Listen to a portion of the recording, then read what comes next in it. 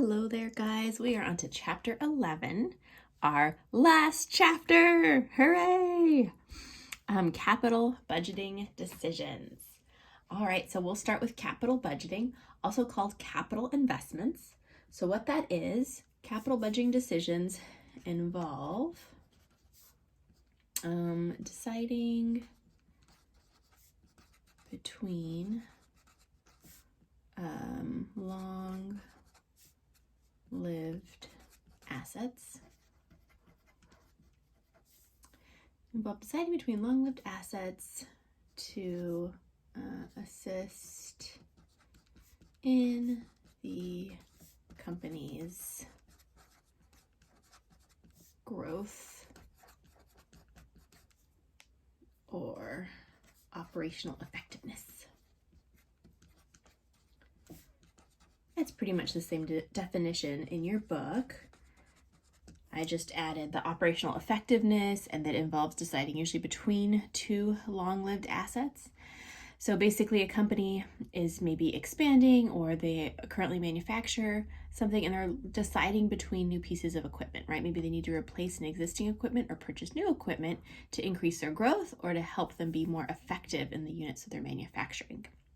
And so why there is an entire chapter devoted to this topic is because the capital budgeting process has quite a few steps.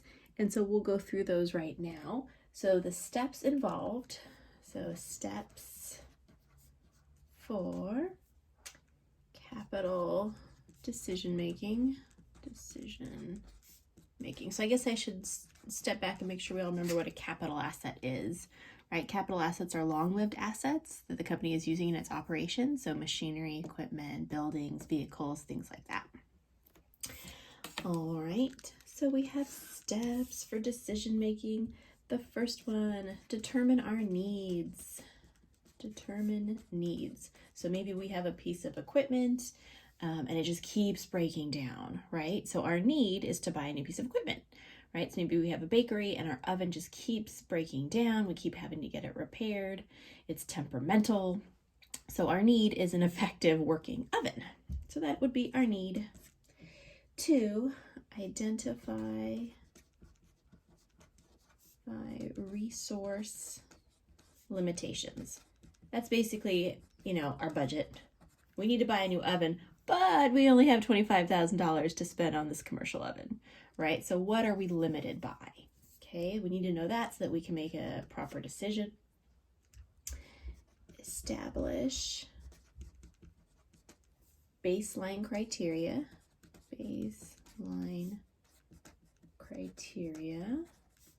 For our alternatives.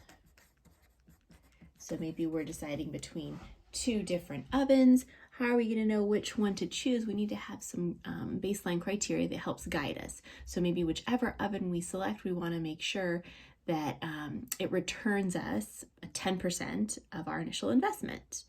Maybe we want to make sure that we recoup our initial investment within 5 years. So whatever the company's criteria is, they should make sure that we have it in our capital budgeting worksheet. Okay, and in the homework problem, they'll tell you that. They're going to tell you what the company needs. They're going to tell you the resource limitations and the baseline criteria. That will be given to you. Where we're going to really hit the road running in this class is with step 4, and that's evaluating the alternatives. Evaluate alternatives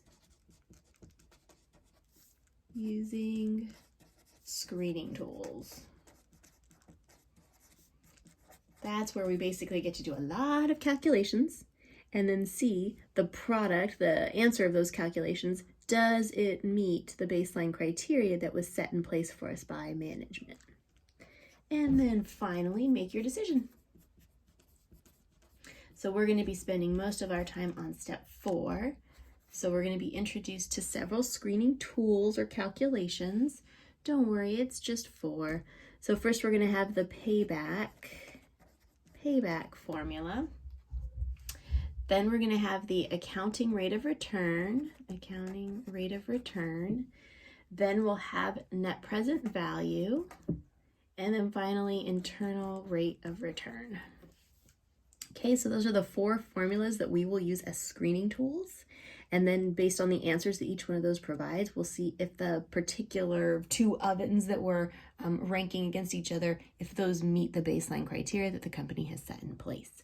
So the rest of the videos and the rest of the chapter will be going through each one of these calculations. Okay, so I'll see you in the next video when we go through the payback period.